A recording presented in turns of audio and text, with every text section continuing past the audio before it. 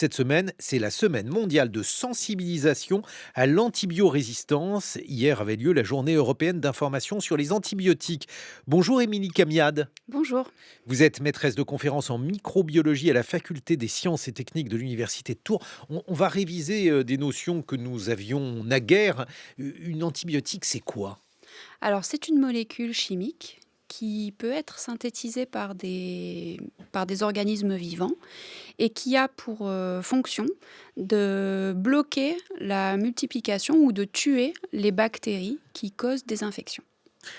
Et donc ces bactéries, si on prend trop d'antibiotiques ou si on les prend, j'imagine, à mauvais dessein, elles deviennent résistantes. Exactement. En fait, les bactéries qui sont dans l'environnement tout autour de nous et également sur notre organisme sont capables de s'adapter à des conditions environnementales stressantes.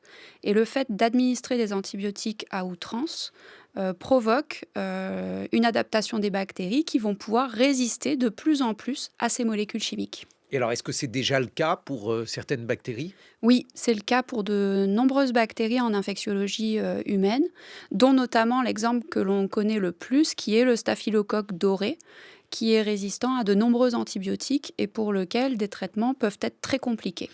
On sait pourquoi? Est-ce que c'est parce que justement on a abusé d'un certain nombre d'antibiotiques et donc le staphylocoque est devenu extrêmement puissant, extrêmement fort? Exactement. À force d'utiliser de nombreux antibiotiques dans la thérapie humaine, mais également dans l'agriculture et les élevages, on a réussi à sélectionner les bactéries qui étaient résistantes à ces antibiotiques, qui pouvaient s'adapter plus facilement. Et au fur et à mesure du temps, les bactéries sont capables de s'échanger du matériel, qui fait qu'elles ont un arsenal antibiotique. Ah oui, parce qu'il y a ça aussi. Il y a évidemment les antibiotiques utilisés par les animaux.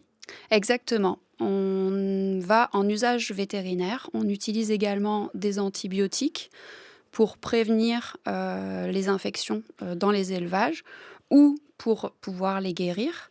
Et depuis plusieurs années maintenant, notamment en Europe, il y a vraiment toute une réglementation qui permet de diminuer la quantité d'antibiotiques utilisés. Et alors, quand on a un staphylocoque doré, pardon, quels sont les moyens de lutter? Donc, on a bien compris que les antibiotiques étaient inutiles.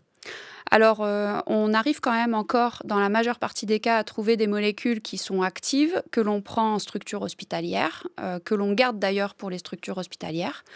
Mais dans certains cas, on peut se retrouver devant des impasses thérapeutiques qui sont problématiques et pour lesquelles nous ne pouvons plus rien faire pour le patient, en tout cas avec les antibiotiques conventionnels. Et alors, vous travaillez sur des alternatives.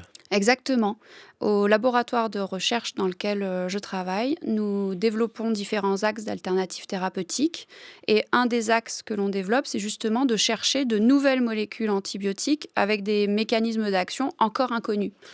Comme quoi, par exemple? Qu'est-ce que l'on peut trouver comme alternative?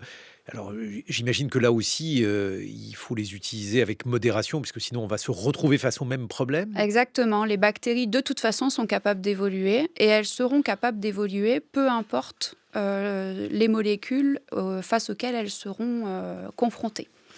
Donc, dans un des axes de recherche que l'on développe, c'est une molécule qui a une activité antibiotique qui est synthétisée à partir d'un champignon, un peu comme la pénicilline, pour Mhm. finir, mais qui a un mécanisme d'action encore inconnu et nous sommes incapables dans le laboratoire de produire des mutants de résistance, donc de provoquer une résistance de la bactérie, ce qui montre qu'elles vont mettre un certain temps avant de pouvoir développer ce phénomène.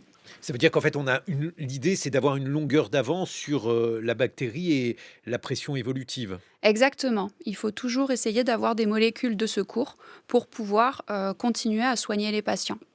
Mais alors, c'est parce que s'il y a de l'antibiorésistance, donc on a vu qu'il y avait la question des animaux.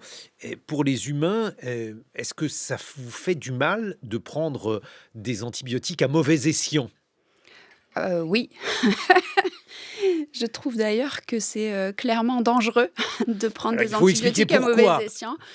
Parce que justement, le fait de prendre des antibiotiques alors que nous n'en avons pas forcément besoin, parce que nous avons une infection qui n'est pas bactérienne, fait que nous allons créer une condition de stress dans les bactéries qui nous composent. Et du coup, nous allons pouvoir sélectionner les bactéries résistantes qui seront ensuite relarguées dans l'environnement. Et donc, on a toute une boucle Moi, je pensais environnementale, que vous alliez me parler du animale et microbiote. humaine. Alors, oui, d'accord. Donc, le microbiote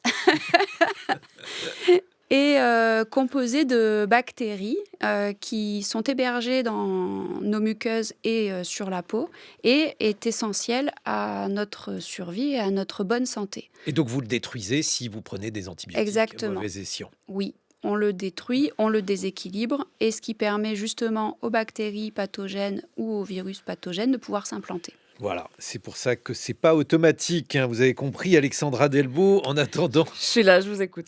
et donc dans quelques instants, avec vous, on va parler des origines du chien. Merci, Émilie Camiade. Je rappelle que vous êtes maîtresse de conférences en microbiologie à la Faculté des sciences et techniques de l'Université de Tours.